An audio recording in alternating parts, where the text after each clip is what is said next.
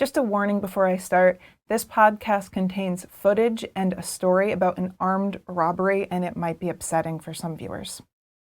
As many of you have noticed, camera theft continues to be a problem in our community, and it's getting more and more dangerous. Our friend Louis Chan was robbed at gunpoint. We're thankful that he has his life and that he's okay, but we wanted to invite him on to tell his story, to perhaps encourage you to stay safe, to protect yourself, your gear, and also to motivate camera companies to help make us safer by implementing anti-theft technology. Tony and I are going to talk about what you can do to protect yourself and your gear, and we also contacted every camera company to ask them what they're doing to address this issue. Okay, I'm going to get Louis on the line so that he can tell his story about how he was followed home and robbed. Around sunset, I get a call from my friend. He's like, hey, let's go shoot sunset. And I haven't gone out for like months because I've been working just like super deep dive into execution mode, right?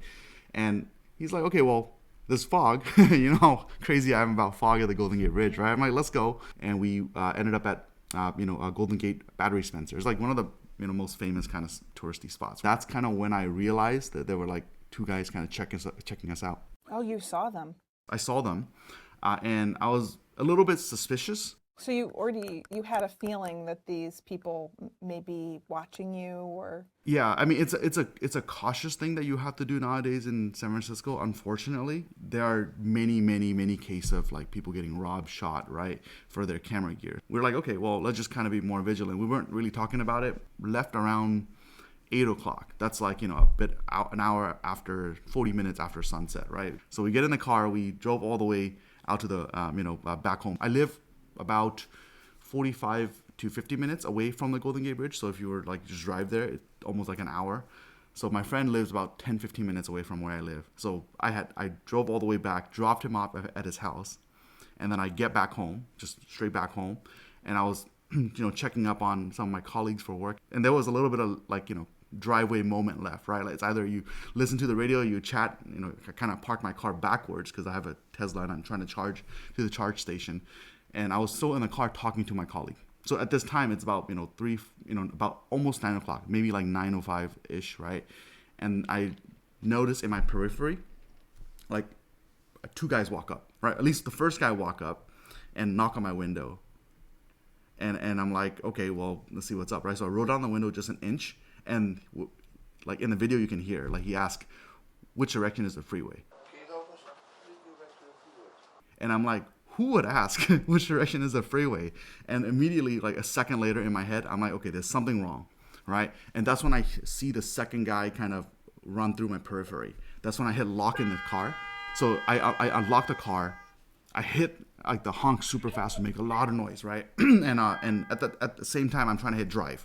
Right, hold the brake, hit drive, just trying to escape because I know what's happening. I'm like, okay, I'm getting robbed probably, right? And I see this guy just kind of walk to the back of my car, and he uses a tool that breaks windshield, right? So a lot of pressure on a single point. I hear this big old smash in the back, and that's when I go, okay, he's trying to grab my stuff. And I was able to hit the car and drive, pretty much at that, a moment. And I try to drive off, but just too much panic, right? So I see him run. On the left-hand side, the guy with the bag now, the two guys are now running because they got my bag. And I see in the periphery, they're running, right? And that's when I start, getting into this flight or fight mode. And of course, I try to just chase them with my car. So you'll see that in the video, how that kind of pans out.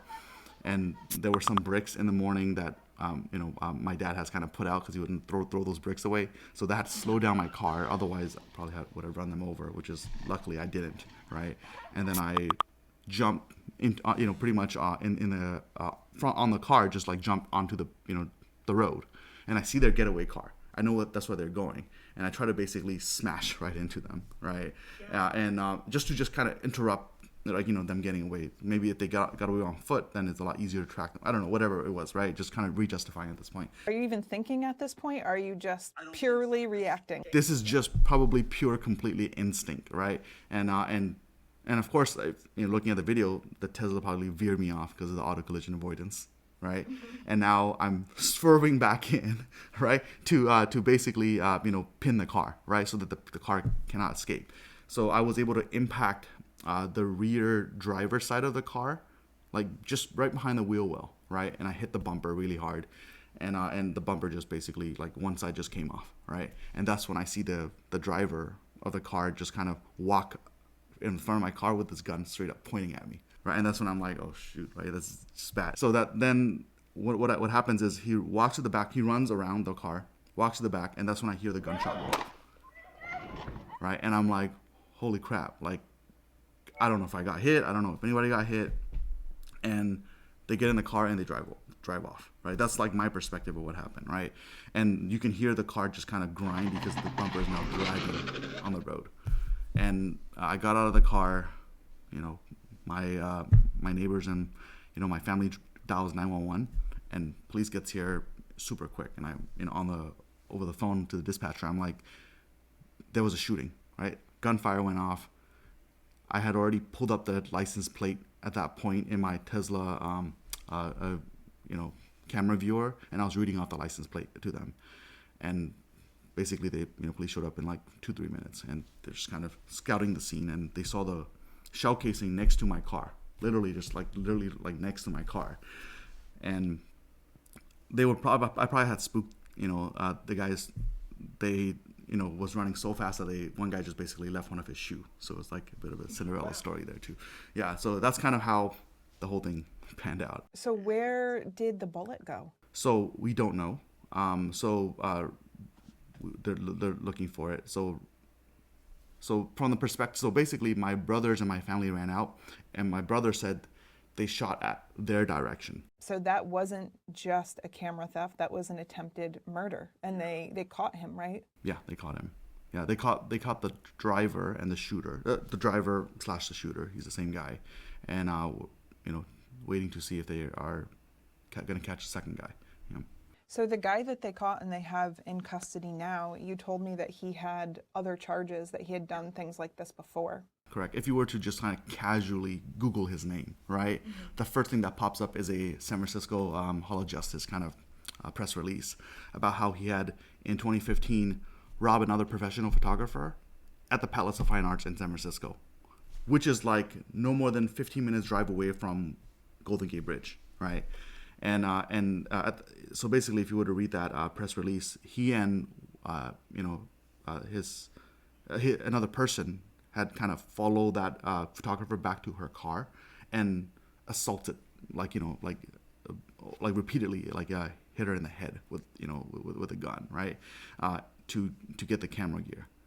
And they were caught, went to jail, and now he's out on federal probation, and now, committing the same crime again. This has been an extremely traumatic event for you. You had someone pull a gun on you. You had someone fire a gun. Do you think that you'll get out there and take pictures again?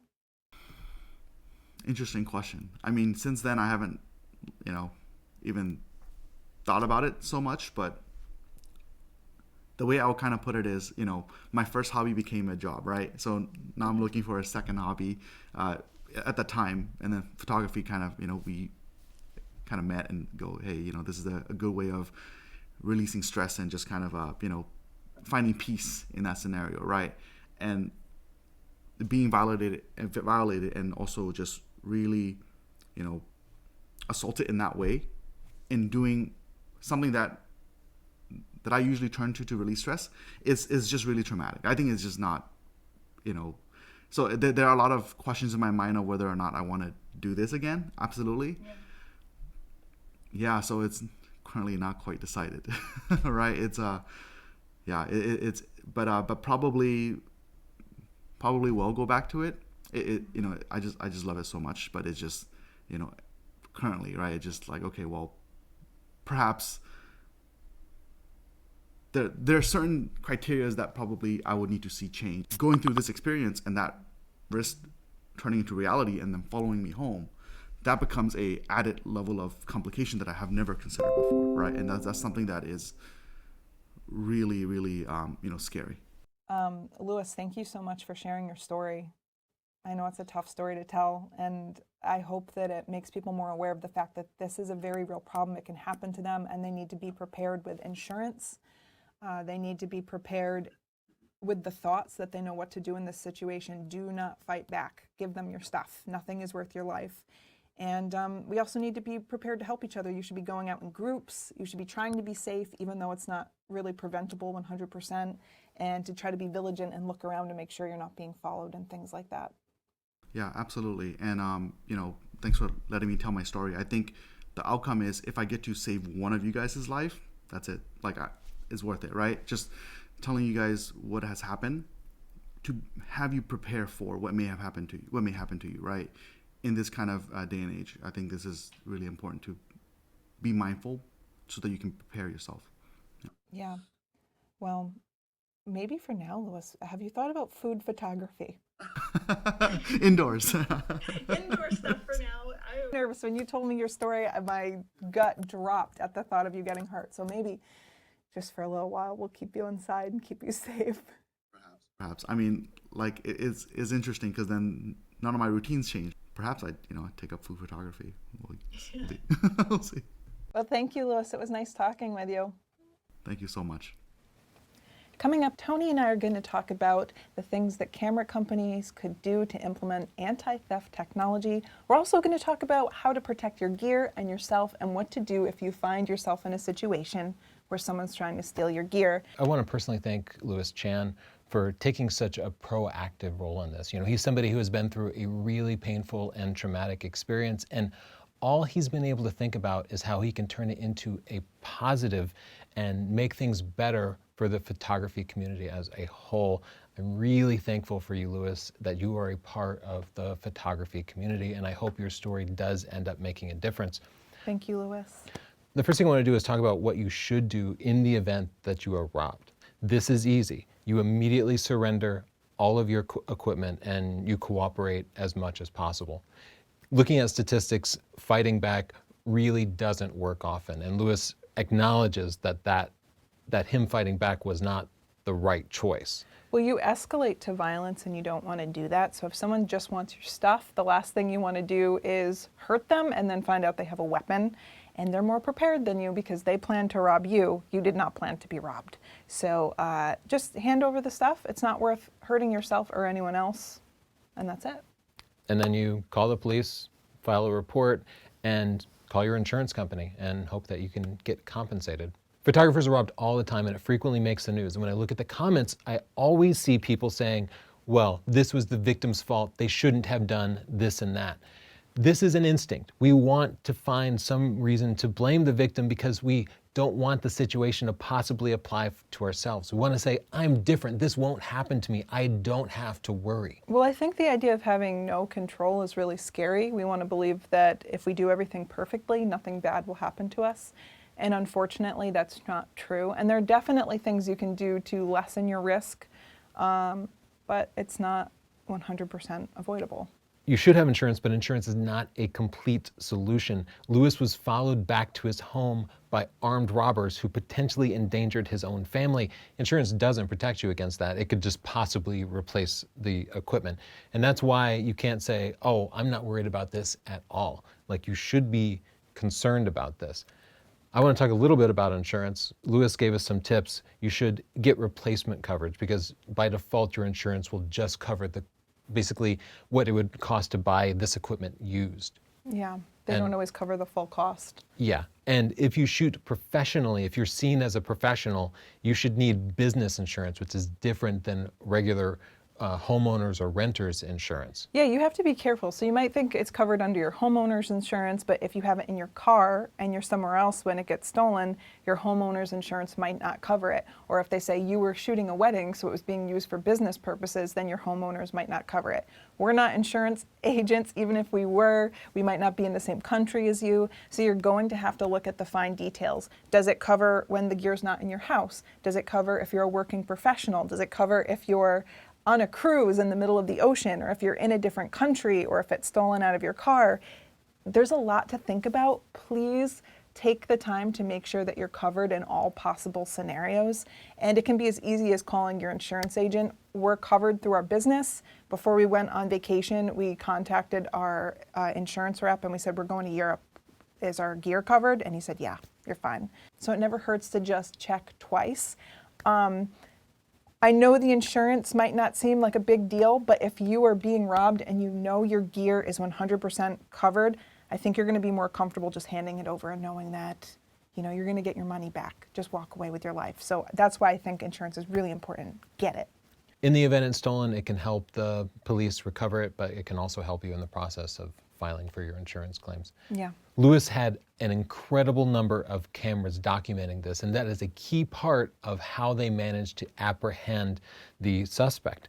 Get security cameras, get dash cams on the front, back, and sides of your car if possible. You can get Amazon dash cams for like $30 and they're really easy to install. Yeah. Get doorbell cameras from like Nest or Ring. We have something like 12 cameras around our home documenting every part of it. Don't give up our full security.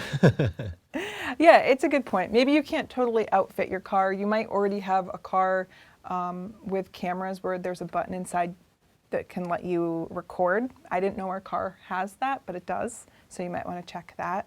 And that might help you catch the person like Lewis did and possibly recover your gear.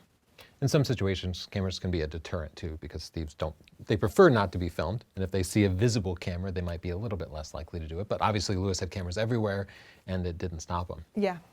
So I want to talk about why this happens to cameras, but not so much to other electronic devices. Like cell phones are far more plentiful, so why aren't thieves grabbing phones out of your hand all the time? Well, they used to, and then they started putting locks in them and facial recognition and PIN numbers. And so they're protected in a way to make them less appealing to steal. Of course, you can still steal a phone. I've heard stories about people having a gun held up to them and they say, give me your PIN, but that escalates the crime, right? Now it's armed robbery, now you go to jail for longer. So it is a less appealing crime and they move on to something like cameras where there's no protection. Yeah, reducing crime is never an absolute. We can never stop it 100%, but we can make it less attractive and thus make everybody safer. If somebody steals my iPhone, I go onto apple.com and I mark it as stolen and they remotely brick it and it can never be used again except perhaps broken down for a few internal parts, but that makes the whole process less profitable. Yeah. Cars used to be stolen left and right, and in the last 30 years, car thefts have dropped by about 2/3. Which is pretty remarkable. And it's been a coordinated effort between law enforcement, insurance companies, and car manufacturers. A lot of cars nowadays have GPS tracking. So if a thief takes it, they know they're going to be followed. In fact, most car thefts nowadays are actually older cars because newer cars are pretty much off limit to thieves. They'll cut out your catalytic converter, but they won't take the entire car.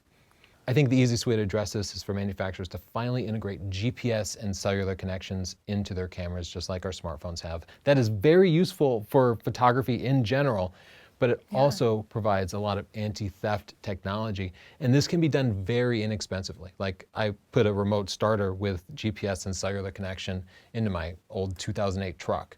And it was inexpensive, and I think I pay like 40 or 50 bucks a year for the cellular connection. So having this extra little cellular connection for tracking doesn't have to be a super expensive thing, but it can make everybody in the community safer. Here's something completely free that manufacturers could issue via a firmware update to all existing cameras, and that is using a PIN to lock and unlock your camera. This doesn't have to be an absolute thing. People will take it to some extreme, like every time I pick up my camera and go to take a picture, I have to type a PIN in. No, you might just have to type a PIN in once a week. It would certainly be an optional thing. But if it could be an option and people would actually use it, then thieves who stole cameras that were locked and were unable to resell it would be less likely to do it again. The thief who allegedly robbed Lewis had done it several times in the past and been convicted of it. So these people repeat the same crime over and over again because it's successful. So we want to reduce that success rate. Yeah, he was going to places where photographers would be and taking their cameras and assaulting them too. He assaulted the other person too. And so if it could be known that cameras have pins, cameras have protection, cameras shut down, they would be far less appealing to steal. I wrote every camera manufacturer asking them about this, if they would consider it. They all said, well, they either didn't respond or they said that they don't reveal future plans, which is true, but hopefully they'll consider just implementing this technology to possibly save people's lives. And you can reach out and talk to them if you want that to happen. Email them, tweet them, send them messages if you would like to see this. Something I've done is add Apple AirTags to every one of my bags, to the strap on my cameras, and I have covers on my more expensive lenses, and I slip it inside the cover, so if the lens gets separated, it can be tracked. Now And that's people also know. more discreet. Now, in some of these cases, the AirTag is visible. The thief would recognize it and remove it. And as much as possible, I make it hidden. Lewis suggested having 2 AirTags, one visible and one hidden, and that way the thief would remove the visible one and feel like it had been addressed. These are extremely useful in actually tracking down the equipment. And while you shouldn't go confront the thief, the police will ask if there is some way to track down your equipment because they want to find who took it from you. Yeah. This technology can be integrated directly into any kind of consumer electronics, and it only costs like 10 or 15 bucks tops, because some of these devices already exist and they work directly with the Apple Find My or other tracking technologies.